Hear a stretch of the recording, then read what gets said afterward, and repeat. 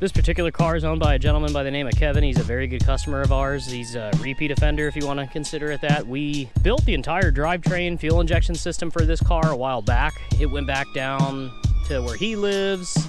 Got paint and body, got a bunch of other goodies. Just kind of a quick Cliff Notes list of add-ons to this car. It has a Godzilla Raceworks built motor. He just now did a CD009 6-speed swap that we offer. It's got a stage 4 comp clutch with a South Bend quiet disc option to get rid of that gear train rattle. He's got a Subaru 3.9 limited slip rear end. It's got a HKS GT3 4R turbo. He's running one of our early Megasquirt 2 multi-coil spark systems that features the LS2 ignition coils. This is also running our complete flex fuel package, so that includes, you know, AEM E85 rated pump, 1000cc injectors. It's tuned on E85. It has a capability of flex fuel, but the power tune is done with E85, and then he can just run pump gas if he's in a pinch and just needs to get home. Looks like he recently put Silvermine Willwood brakes up front. Got the Z-Car Depot rear disc conversion.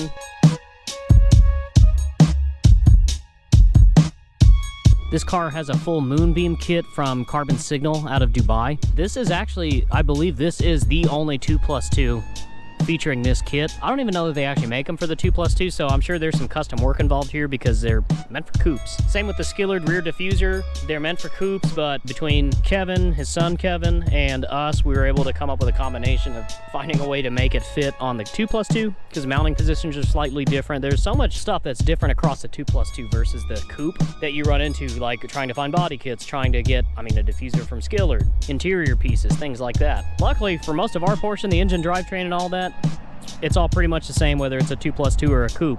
At the time, this had quite a bit of our early prototype parts or like first generation production parts. Luckily, Kevin was letting us use this as a partial development vehicle, so we developed a lot of different things on this car, including a multi-coil spark system, oil cooler kit, dual fan kit. There was a lot of stuff that we built for this car that ended up being production pieces that some of y'all more than likely own at this point. We're still continuing that fashion. We have our version 2 of our prototype catch can kit that we went with dash 10 hoses for, and we're going to let him torture test it a little bit. I'm also going to put it on my personal car and test it, and once we come up with a better platform for manufacturing these things, we'll start offering them on the website. This has also got a stage 2 Schneider turbo cam, and had we known at the time we were going to be putting this massive HKS turbo on, we probably would have went with the stage 4, but at the time we were building it for the factory size turbo. We had already built the motor and cam and everything, and then Kevin's like, hey, I got this HKS turbo sitting on my shelf, I'm going to send it to you, put it on. So that totally transformed the level of this build. Probably added easy another 200 horsepower out of this car because of the fact that this turbo is so big, and then of course we went with E85 and everything else on it. At the time, we built this car probably a year and a half ago, maybe 2 years now, I've lost track. At the time, he pretty much bought full catalog, everything we carry. He has a full set of custom speed hut gauges on the inside.